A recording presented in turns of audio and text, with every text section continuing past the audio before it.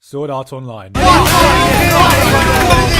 Alright, I'm sure none of us wanted to see a new SAO video, but hey, there's a new movie out, and as I live in Asia now, I was able to see it before it was released in English-speaking countries. So for once, we get to cover something that no English-speaking YouTube channel has been able to cover yet. Yes, Sword Art Online Ordinal Scale is a newest addition to the SAO franchise, and is set to be released in selected screenings next month in Europe, America, and Australia. So if you have any ability to watch it, or just want to know if this movie is any different from what this franchise has offered so far, then here's everything you need to know in a nutshell with no spoilers. The film is set after the events of Season 2, and starts off by introducing us to yet another new device, the Augma, which is an augmented reality device that is basically the Oculus Rift powered by the graphics engine known as Life. Oh god, these graphics are terrible. Out of this technology has come a new game, Ordinal Scale, being the hot new MMO developed exclusively for the Augma, starting the new genre AR-MMORPGs. TUVWAYZ. It has monsters spawning in real-life locations reminiscent of the scenes we saw when Pokemon Go first launched. Actually no, it's a bit more sensible than Pokemon Go, as we don't see any stampede of people trampling over each other whenever some dickhead shouts out Dragonite. So of course, with the hot new game and technology out, the SAO gang are already busy playing it, because what reason would they have not to, right? Hey, considering what we went through the last 2 times this happened, don't you think we should be a bit more careful in case the technology goes wrong again?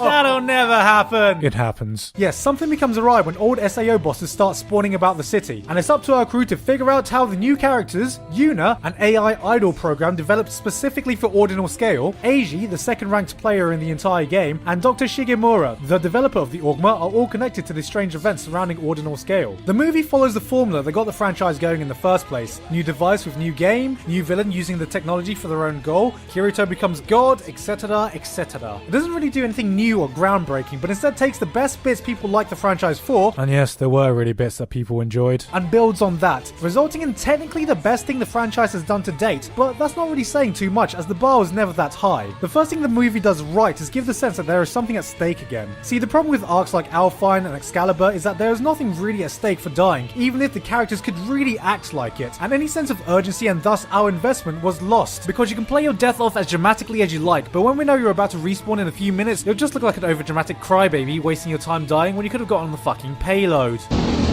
The stakes are back, but this time they are different. And without spoiling specifics, it's more about the relationship that Kirito and Asuna built up together, and the relationship that every SAO player has built up with each other that is ultimately at stake here. It's not the same cliche, if you die in the game, you die in real life. Or, if you die in real life, you get a chance to die in the game, where you die in real life. Or, if you die in real life, you are also killed in real life. But the stakes felt more personal, which I actually found refreshing as it was more reminiscent of the intimate character drama we saw in Mother's Rosario combined with the large-scale events of SAO. Yes, there is actual drama to be found here, surprisingly, and it does this by putting more focus on the romance between Kirito and Asuna, who individually get the most screen time. This is the true sequel to Aincrad, more so than Alfheim, GGO, Excalibur, or Mother's Rosario ever were, as it directly plays on the consequence and developments that happened during that arc. And it also extends to the antagonists, because for the first time in the entire series, we actually have some antagonists with genuine motivations behind their actions, and not just the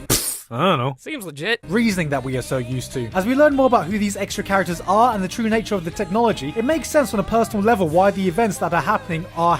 And unfortunately, I cannot expand on this further without going into spoilers. Not only that, but they also provide a genuine logical obstacle for Kirito to overcome. Yes, for once, Kirito doesn't start off as being completely overpowered, and it's not for some contrived reason or writing in villains that are even more OP, but they are a logical foil to who Kirito is as a person and the nature of how this game works. But while it may just sound like I'm singing praise for this movie, make no mistake, it may be a step up from what's come before, but it is still far from great. At the end of the day, this is still Sword Art Online, and the movie still shares the same faults that plagued the series and made a lot of it so hated in the first place. There are the same arse pools, plot holes, and shallow characters that the series was known for. Asuna this time does get more screen time than usual, but aside from her, Liz and Silica are still as useless as ever, Klein is still unfortunately the side character punching bag, Yui is still the Deus Machina machine, Agil is black, Xenon is present but doesn't really do much, and Sugu gets mostly shafted with her big climactic moment being a glorious shot of her bouncing breasts splayed out on the huge theater screen. Whether that's praise or criticism, I'll leave up to you. Which I find a shame because I walked out of the theatre feeling like the movie dropped a lot of potential, which I know is something we've all heard before from SAO, but unlike in the series, it's not what it did that ruined it, it's what it didn't do. All the elements were there for this to be great, like a franchise-turning piece of work. We had sincere character drama, antagonists with real motivations, and a genuine obstacle for Kirito to overcome. And the movie did nothing with it. Kirito being Kirito overcame his obstacles in about 0.3 of a second by merely brooding harder. The drama was resolved with none of the characters really getting any development or changing at all by the end, and the antagonists lacked any kind of depth that could have been given to them with the motivations they had in favour of being cliche bad guys at the end, because Kirito has to beat someone up. It's still as shallow and predictable as Sword Art Online ever was, and any interesting themes were never built on or explored at all, and overall comes off as just rather bland all said and done. Also, the transparency of the series is still as apparent as ever, as while the fan service is certainly not as tasteless as it was in the series, it is still definitely there. And on top of this, I can just imagine the boardroom meeting discussing how to make the movie even more wildly appealing than it already is. Alright people, I know Sword Art Online is the most popular anime out right now, but how do we make it even more popular? Well, you know, fan service isn't a bad thing. Maybe popular we see what as we it can is. do. I've got it!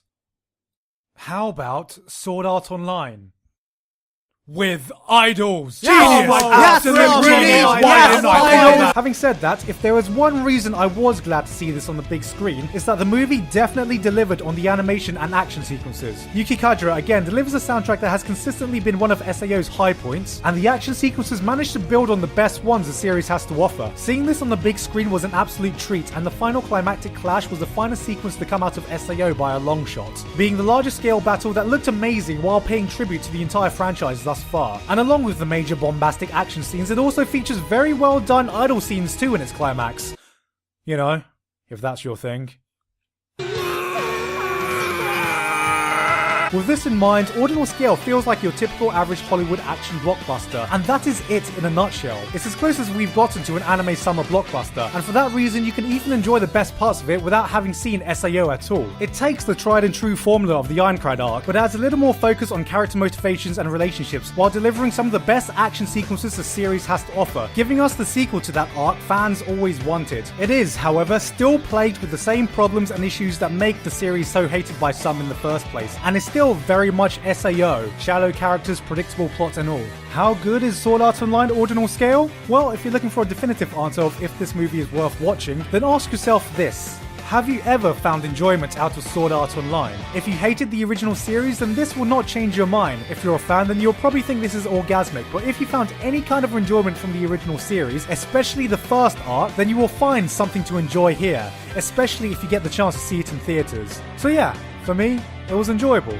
So hopefully now, if you actually watch this video, you don't need a rating to sum up all my points in a single character, but as I know there will be plenty of people who will just skip to the end looking for some kind of rating, then I guess it was like, I don't know, a C+ out of 100 with sugar on top and puppies.